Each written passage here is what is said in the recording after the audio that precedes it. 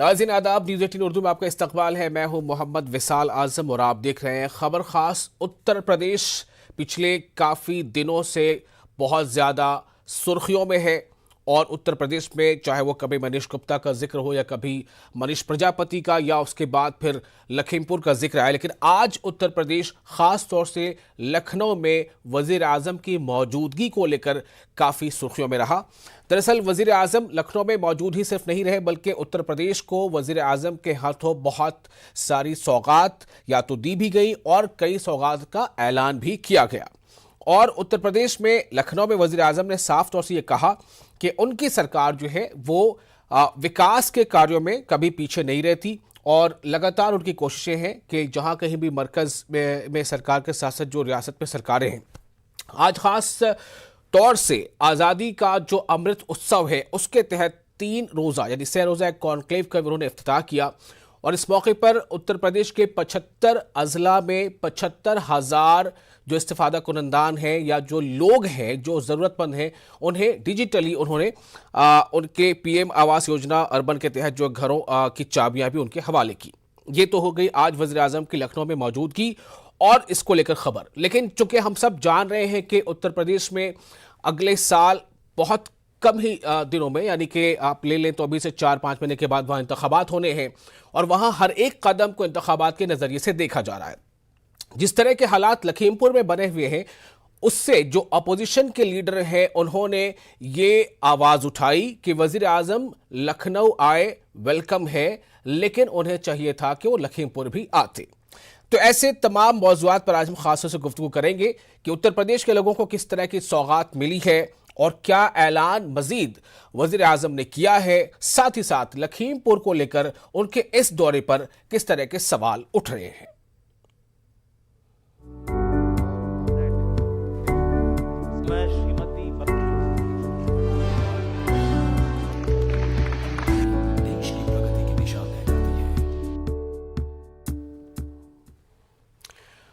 तो यूपी को सौगात, अपोजिशन पर निशाना। जी हां, वजीर आजम ने अपने खिताब में एक तरफ जहां अपनी हुकूमतों की तारीफों के पुल बांधे हैं, उन तमाम कामों को गिनाया है जो उनकी हुकूमतों ने किया है, साथ ही साथ वजीर आजम ने अपने निशाने पर जो अपोजिशन पार्टियां हैं उसे भी लिया। उत्तर प्रदेश में इससे पहले जिस पार्टी की हुकूमत थी उसे भी निशाने पर लिया, मरकज में इससे पहले जिसकी हुकूमत थी उसे भी निशाने पर लिया।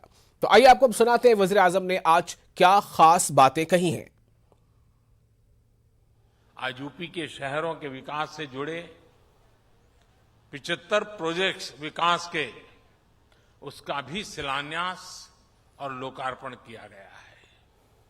आज ही यूपी के 75 जिलों में 75,000 लाभार्थियों को उनके अपने पक्के घर की चाबियां भी मिली है। पीएम आवास योजना के तहत जो घर दिए जा रहे हैं उनमें 80% से ज्यादा घरों पर मालिकाना हक महिलाओं का है या फिर वो ज्वाइंट ओनर है। साथियों, 2014 से पहले जो सरकार थी उसने देश में शहरी आवास योजनाओं के तहत सिर्फ 13 लाख मकान ही मंजूर किए थे। आंकड़ा याद रहेगा? पुरानी सरकार ने 13 लाख आवास, इसमें भी सिर्फ 8 लाख मकान ही बनाए गए थे। 2014 के बाद से हमारी सरकार ने पीएम आवास योजना के तहत शहरों में 1,13,00,000 से ज्यादा घरों के निर्माण की मंजूरी दी। कहां 13 लाख और कहां 1,13,00,000।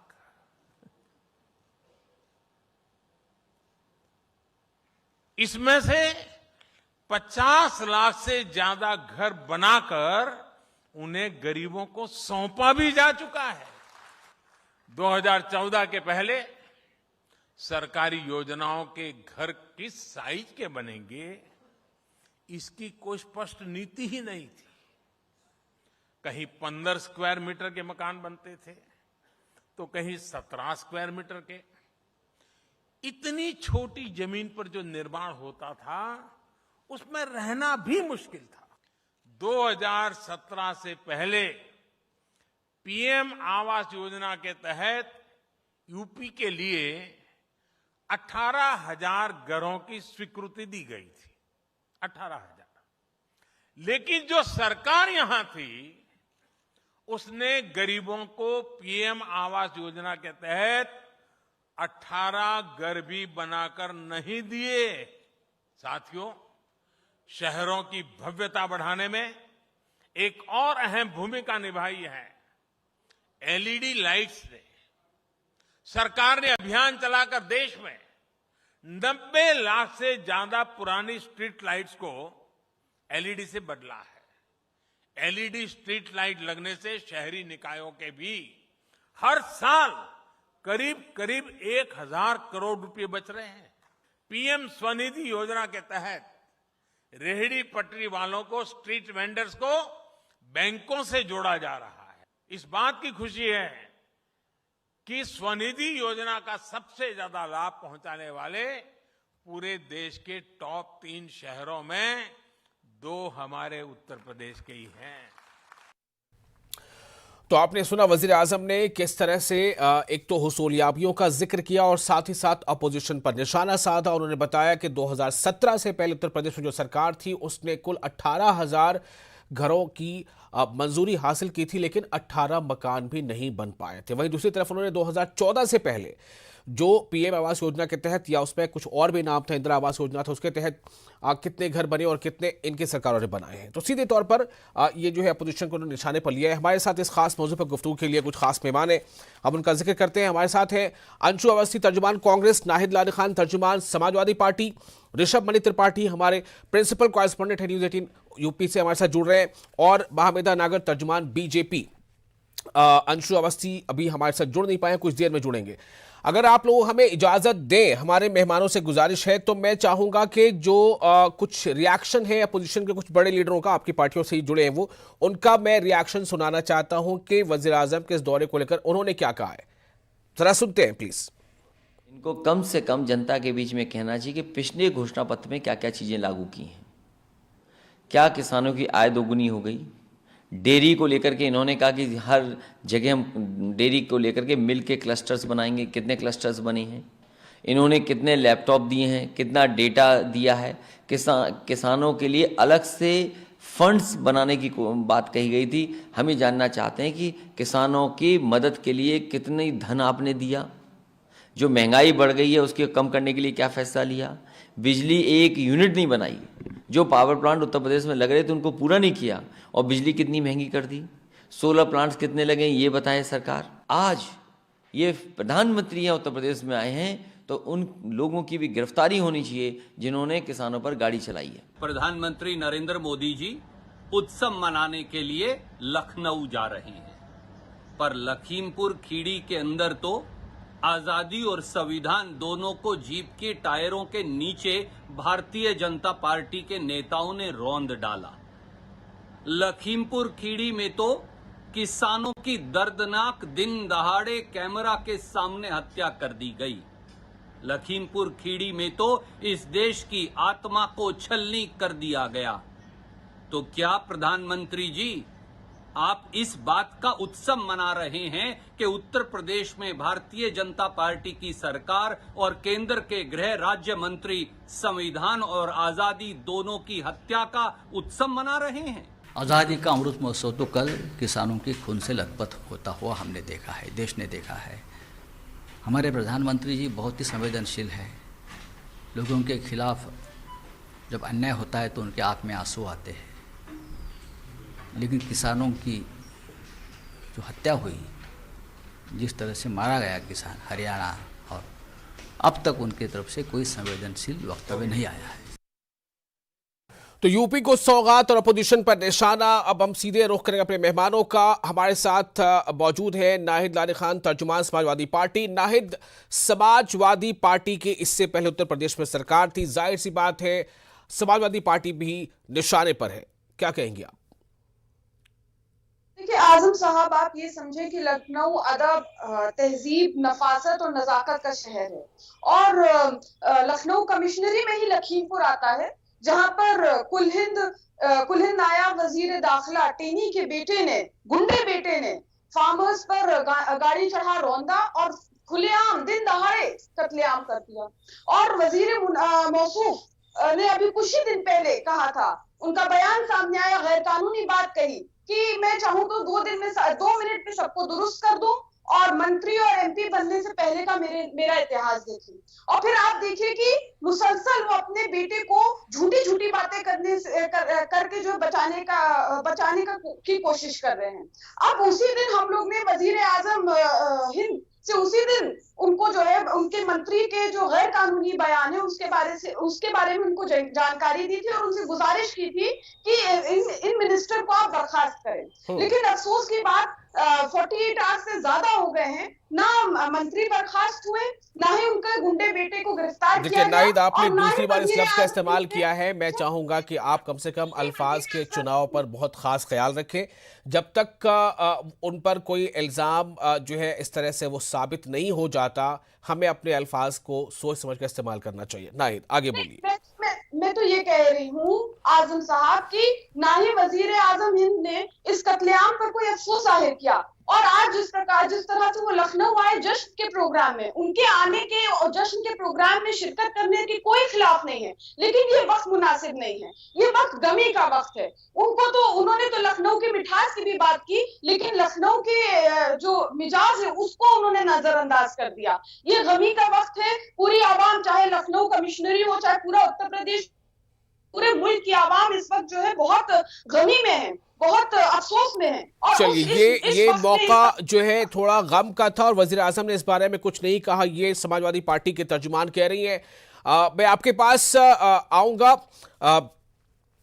ऋषभ मनी, थोड़ा सा और इंतजार करें, तब तक मैं जरा महाबेदा नागर के पास चलता हूँ। महाबेदा नागर साहब, बड़ी उम्मीद थी और अपोजिशन लगातार इस बात के बारे में कह भी रहा था कि वजीर आजम अच्छा मौका है कि उत्तर प्रदेश जा रहे हैं, और अभी जो समाजवादी पार्टी तर्जुमान कह रही है कि वजीर आजम ने एक बार भी जो लखीमपुर में लोग मारे गए हैं उनका जिक्र नहीं किया या उनके बारे में कुछ संवेदना प्रकट नहीं की। जी, सबसे पहले सभी को नमस्कार। जी, बैठी हुई है और ऐसे में जब तक कुछ भी चीज स्पष्ट नहीं हो जाती है, क्योंकि दोनों तरफ से लोग मारे गए हैं, जिस तरीके की अभी आंकड़े हमारे सामने आए हैं, उसके अंदर सिर्फ किसान ही नहीं बल्कि वहां पर मौजूद जो और पत्रकार थे, चाहे वो हरिओम मिश्रा जी हो, ऐसे शुभम मिश्रा जी, ऐसे 2 लोगों का नाम जो मैं जानती हूँ, उसके अलावा ऐसे और लोग भी हैं जिनकी मृत्यु वहां पर हुई है। और ये बड़ा ही अपने आप में हास्यास्पद है कि किस तरीके से विपक्ष की जो एक सिलेक्टिव अप्रोच है, अगर मृत्यु भी हुई है तो उसके अंदर भी सिर्फ हमारे इन 4 लोगों की मृत्यु के ऊपर ही वो शोक जताएंगे, बाकी अगर जो 4 लोगों की वहां पर लाठी मार करके उनको जान से मार दिया गया, उनके ऊपर अभी तक भी मैंने विपक्ष के किसी नेता का अभी तक ऐसा कोई बयान नहीं सुना है। आज लेकिन महाबेदा नागर साहिबा, मैं तो सिर्फ एक छोटी सी बात कहना चाहूंगा कि वजीर आजम तो वो सबके है ना। मैंने तो कुछ ऐसी बात नहीं कही कि वो किसी एक के लिए करे, वो तो सबके वजीर आजम है। जितने लोग भी मारे गए सब हिंदुस्तान के शहरी थे, वो सबके वजीर आजम हैं। तो क्या अगर अपोजिशन ये कहता है कि वजीर आजम को भी कुछ कहना चाहिए था इन अमवात पर, मौत पर नहीं, इन अमवात पर, तो क्या उसका कहना गलत है? जी बिल्कुल, उनको मुझे अच्छा लगेगा कि अगर वो इस तरीके की ऐसी उम्मीदें हमारे साथ में रखें। ऑफकोर्स इससे ये दिखाता है कि उनको हमारे प्रधानमंत्री के अंदर कितना विश्वास है और ये बहुत अच्छी बात है। पर प्रधानमंत्री भी जिस तरीके की भूमिका में है, ये उनकी भी एक नैतिक जिम्मेदारी बनती है अपनी जनता के प्रति कि वो तब तक वो इस विषय पर कोई इस तरह की टिप्पणी ना करे जब तक उसके अंदर प्रॉपर सारी की सारी इंफॉर्मेशन उनकी अंडरस्टैंडिंग में आ जाती है। मौत हो गई है, इस बात पे तो कोई शक नहीं है ना कि मौत हुई है या नहीं हुई है, मौत तो हो गई है। बहरहाल मैं नाहिद लारी खान आपके पास में आ रहा हूँ, थोड़ा सा वक्त दे दीजिए। काफी देर से हमारे साथ ऋषभ मनी त्रिपाठी में जुड़े हुए हैं। ऋषभ, आपने पूरे प्रोग्राम को कवर किया, क्या वजीर आजम से जो आज वजीर आजम ने जिस तरह से ऐलानात किए हैं और बहुत सारे स्कीमों के बारे में उन्होंने बताया है, विपक्ष को निशाने पर भी लिया है, तो मैं सिर्फ ये जानना चाहता हूं कि क्या वहां भी आसपास लोग कुछ इस तरह की उम्मीद रख रहे थे कि शायद लखीमपुर के बारे में भी वजीर आजम कुछ कहेंगे?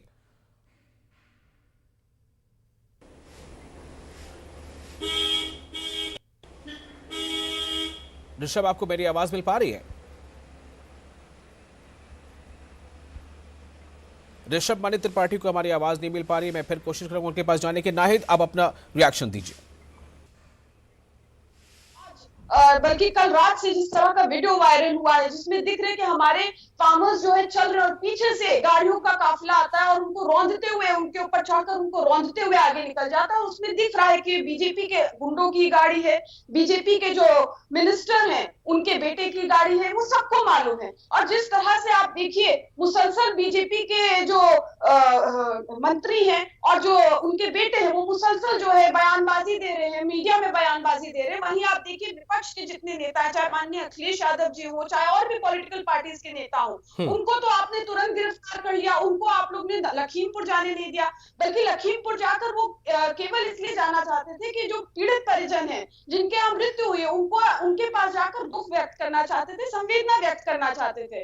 अब आप ये समझे कि आखिर कौन सा वजह है, किस वजह से विपक्ष के नेताओं को, चाहे माननीय अखिलेश यादव जी हो, चाहे और भी लीडर्स हो पॉलिटिकल पार्टीज के, उनको क्यों रोका जा रहा है? ठीक है, उनको क्यों रोका जा रहा है? अंशु अवस्थी हमारे साथ जुड़ चुके हैं, तर्जुमान कांग्रेस। अंशु, वजीर आजम ने लखनऊ में आज एक नहीं कई सारी स्कीमों का ऐलान किया, साथ ही साथ 75,000 जो अफराद हैं जो जरूरतमंद हैं उन्हें डिजिटली चाबियां उनके हवाले की। लेकिन उन्होंने अपोजिशन पर निशाना भी साधा कि पिछली सरकारें, चाहे वो मरकज की सरकार रही हो या रियासत की, उन्होंने उस तरह से काम नहीं किया जैसा उनकी सरकार अब कर रही है। अंशु, क्या कहेंगे? देखिए, भारतीय जनता पार्टी की सरकार का जो शुरुआती दौर से चरित्र रहा है वो हमेशा जनविरोधी रहा है। उत्तर प्रदेश में प्रधानमंत्री जी एक तरफ घर की चाबियां बांट रहे हैं, लेकिन उत्तर प्रदेश में तो लोगों के घर उजड़ रहे हैं। मनोज गुप्ता का घर याद है आपको, उजड़ गया। उत्तर प्रदेश में आज देखिए किसानों के घर उजड़ गए। और सबसे बड़ा दुर्भाग्य है कि जिन लोगों को लोक कल्याण के लिए लोग वोट दिया था देश के अन्नदाता ने, उन उत्तर प्रदेश के लोगों पर केंद्रीय मंत्री सत्ता के अहंकार में गाड़ियां चढ़ाते हैं। और सिर्फ चढ़ाते ही नहीं, गाड़ियों से रौंदने का काम करते हैं। शांतिपूर्वक क्या प्रदर्शन करने का अधिकार नहीं था किसानों को? तो ये बात तो अभी तक किसी ने नहीं कही है कि केंद्रीय मंत्री खुद उसमें सवार थे, उन्होंने ऐसा किया है। ये बात ना कहिए, ये किसानों की तंजीमों ने भी ये बात नहीं कही। देखिए, हमने ये बिल्कुल केंद्रीय मंत्री की गाड़ी से उन किसानों को कुचला गया जो शांतिपूर्वक अपना विरोध प्रदर्शन कर रहे थे। आज प्रदेश जानना चाहता है कि आखिर प्रधानमंत्री उत्तर प्रदेश में आकर किसानों की मौत पर उत्सव मनाकर चले जाते हैं, लेकिन वो लखीमपुर क्यों नहीं गए? प्रदेश के लोग जानना चाहते हैं, सवाल है जनता का। और उसके साथ जब प्रियंका गांधी जी जा रही तो आप उन्हें गिरफ्तार कर रहे हैं कि उत्तर प्रदेश की पुलिस को अगर आपने लगाया होता तो जो बहशी दरिंदे, जो हत्यारे जिन्होंने किसानों की हत्या की, कम से कम उन किसानों को बचाया जा सकता था, उन गुजरते घरों को बचाया जा सकता था। लेकिन आपने पुलिस लगाई प्रियंका गांधी जी को गिरफ्तार करने में। आपने पुलिस लगाई है पूरे उत्तर प्रदेश में कांग्रेस के कार्यकर्ताओं की गिरफ्तारी में। हमारे छत्तीसगढ़ के मुख्यमंत्री भूपेश बघेल को आप आने नहीं दे रहे। क्या उत्तर प्रदेश भारत से अलग है? ये प्रदेश के लोग जानना चाहते हैं। ये सीधे तौर पे चलिए, आपके इन सवालों का जवाब मैं लेता हूं महामेदा नागर से, जो तर्जुमान है बीजेपी हमारे साथ जुड़ी हुई है। महामेदा जी, वीडियो सामने आ चुका, उसके बाद भी गिरफ्तारी नहीं हो रही। केंद्रीय मंत्री बना हुआ है। ऋषभ थोड़ा इंतजार कर लेंगे। मैं आपके पास आया था लेकिन आवाज आप तक नहीं पहुंची थी। मैंने दूसरे मेहमान से सवाल कर लिया, फिर मैं ऋषभ आपके पास आता हूं। महामेदा नागर, आप अपना रिएक्शन दीजिए। सबसे पहली बात तो अभी अंशु अवस्थी की बात कर रहे थे प्रियंका गांधी जी की। मैंने पहले भी पूछा कि मैंने उनका बयान सुना था, क्या वो उन लोगों के पास भी जाएंगी जो जिनका वो जो वहाँ पे पत्रकार थे? अब मैं बात करना चाहूंगी, हम शुभम मिश्रा जी के बारे में अगर बात करें, जो कि इस दुर्भाग्यपूर्ण घटना में उनकी जान चली गई। मैं ये पूछना चाहूंगी कि क्यों रोकने में लगा रहे हैं? आपका उत्तर प्रदेश के अपराध को लेकर कोई चिंता नहीं। उत्तर प्रदेश के अहंकारी मुख्यमंत्री को कोई चिंता नहीं उत्तर प्रदेश की। किसानों के ऊपर अत्याचार होता रहा, दिया। भाजपा के मैं केंद्रीय उन मंत्री गाड़ी कार्यकर्ताओं चढ़ाते रहे, भाजपा के लोग हत्या करते रहे और भाजपा के लोग यहाँ पर भाषण देंगे, ये प्रवचन देंगे। जानते हैं किस तरीके से न्यूज रिपोर्टर्स के साथ में वहां पर क्या हुआ, उनसे जबरदस्ती क्या क्या चीजें बुलवाने की कोशिश की गई। अगर वो नहीं अग्री किए तो उनको लाठियों से ऑन कैमरा मारा गया है। आपकी सरकार है, अगर न्यूज रिपोर्टर के साथ हुआ वो भी गलत हुआ, लेकिन उत्तर प्रदेश में जिसकी सरकार है उत्तर प्रदेश में, आपको शायद ये बात भूल गई क्या? आपको नहीं पता किसकी सरकार है? महामेधा नागर, आपकी आवाज हमें सही से मिल नहीं पा रही है। मैं माजरत चाहूंगा, आपके पास मैं थोड़ी देर में आता हूँ, आपके पास थोड़ी देर में आता हूँ। रेशम मणि त्रिपाठी, उत्तर प्रदेश में लखनऊ और लखीमपुर बहुत ज्यादा दूरी नहीं है। एक तरफ लखनऊ में वजीर आजम खुद मौजूद होते हैं और लखनऊ में ही कई सारी ऐसी एक्टिविटीज हो रही होती है जहां पर किसी दूसरे रियासत के वजीर आला भी आ चुके होते हैं, लेकिन उनको इजाजत नहीं मिलती है। उधर प्रियंका गांधी अरेस्ट की गई हैं। सवाल मैं आपसे ये कर रहा हूं ऋषभ, वजीर आजम के आज इस प्रोग्राम में कितना उत्साह आपको दिखा और साथ ही साथ कि क्या वहां पर भी ये लोग उम्मीद कर रहे थे कि वजीर आजम लखीमपुर पर कुछ बोलेंगे?